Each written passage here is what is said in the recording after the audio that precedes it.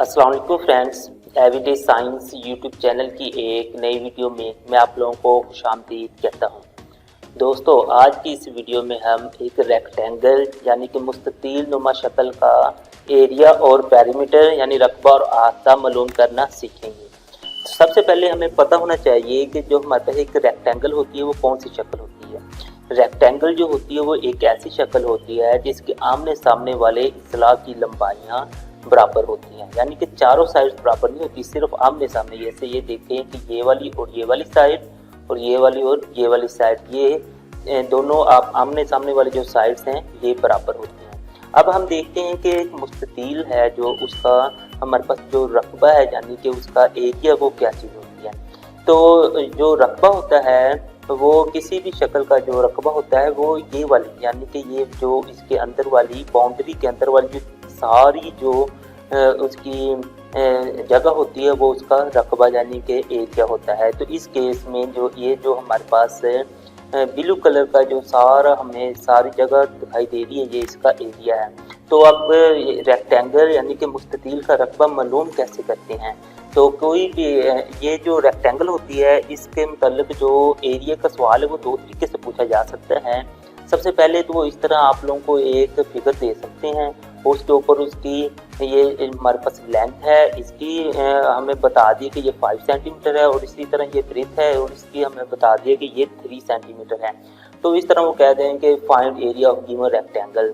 तो इसमें हमारे पास जो फार्मूला होता है वो area of rectangle is equal to length ज़रब ब्रेथ के इक्वल होता है। तो इस केस में हमारे पास लेंथ है 5 सेंटीमीटर और ब्रेथ है हमारे पास 3 सेंटीमीटर। इन दोनों को मल्टीप्लाई करें, 5 को 3 से मल्टीप्लाई करें तो हमारे पास 15 आता है। और किसी भी चीज़ का जब हम एरिया मालूम करते हैं तो वो स्क्वायर में आता है। तो ये सेंटीमीटर है तो ये सेंटीमीटर स्क्वायर में आ जाएगा, अगर मीटर होता तो वो मीटर स्क्वायर में आ जाता। तो इसी तरह आप लोगों को कोई भी इस तरह का सवाल आ जाए जिसमें ये लेंथ और इस तरह ब्रेथ दी हो तो आप लोग इजीली उसका एरिया मालूम कर सकते हैं। अब ये जो हमारे पास रेक्टेंगल है इसका एरिया इस तरीके से भी पूछा जा सकता है, find area of rectangle whose length is 7 centimetre and breadth is 4 centimetre. तो इसमें भी वही फार्मूला लगेगा कि area of rectangle is equal to length ज़रब ब्रेथ। अब लेंथ उन्होंने 7 दिए तो हम 7 फुट कर देंगे और ब्रेथ है उन्होंने 4 दिए तो हम 4 फुट करेंगे। तो इस तरह 7 को 4 से मल्टीप्लाई करेंगे तो हमारे पास 28 सेंटीमीटर स्क्वायर इसका आंसर आ जाएगा।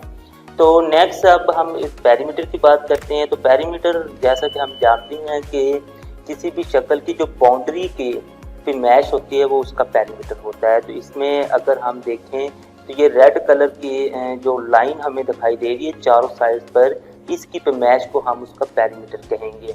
तो पेरीमीटर का भी सवाल हमारे पास दो तरीकों से आ सकता है। तो सबसे पहले हम पहले तरीके वाला देखते हैं। तो find perimeter of given square वो है हमारे पास। इसमें ये देखें हमारे पास ये लेंथ उसने 6 सेंटीमीटर दे दी और ब्रेथ हमारे पास 3 सेंटीमीटर है। तो पेरीमीटर ऑफ ए रेक्टेंगल जो होगा, पेरीमीटर असल में ये चारों साइड्स की ना कि जो हमारे पास मैश होती है यानी कि दोनों लेंथ्स की और दोनों ब्रेथ की, इन चारों साइड्स की जो भी मैश होगी वो उसका ना पेरीमीटर होगा। तो इसका ये फार्मूला बनता है 2 इंटू लेंथ प्लस ब्रेथ यानी कि लंबाई जमा चौड़ाई।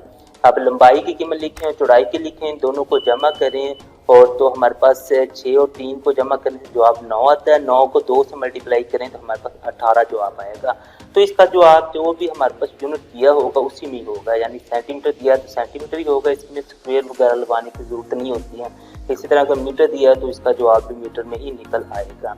इसी तरह यही सवाल हमसे इस तरीके से भी पूछा जा सकता है कि find perimeter of a rectangle whose length is 5 centimetre and breadth is 3 centimetre. तो अब उसने मतलब कि फिगर नहीं दी, वो जस्ट मैंने एक स्टेटमेंट दे दी और हमसे ना इसका आंसर पूछा। तो पेरीमीटर ऑफ ए रेक्टेंगल वही फार्मूला लगना है 2 इंटू लेंथ जमा ब्रेथ। अगर उर्दू में देखें तो लंबाई जमा चौड़ाई है। तो लंबाई इधर हम 5 सेंटीमीटर दी है और इसकी जो ब्रेथ यानी चौड़ाई है वो 3 सेंटीमीटर दी है। इन दोनों को अब जमा करेंगे क्योंकि हमें सबसे पहले ब्रैकेट सॉल्व करनी होती है। 5 और 3 8 आ जाएगा, 8 को हम 2 से मल्टीप्लाई करेंगे तो हमारे पास आंसर 16 आ जाएगा। तो 16 सेंटीमीटर इसका हमारे पास ना इस रेक्टेंगल का पेरीमीटर निकल आएगा। तो इस तरह आप लोगों के पास कोई भी सवाल जो रेक्टेंगल के एरिया या पेरीमीटर के मुताबिक पूछा जाएगा तो आप लोग इन फार्मूलों को यूज़ करते हुए इजीली आप लोग उनको सॉल्व कर सकते हैं। दोस्तों उम्मीद है आपको आज की वीडियो पसंद आई होगी। वीडियो पसंद आए तो इसे लाइक करें, इसे अपने दोस्तों के साथ शेयर करें और हमारा चैनल लाजमी सब्सक्राइब कर लें। Thanks for watching. अल्लाह निगहबान।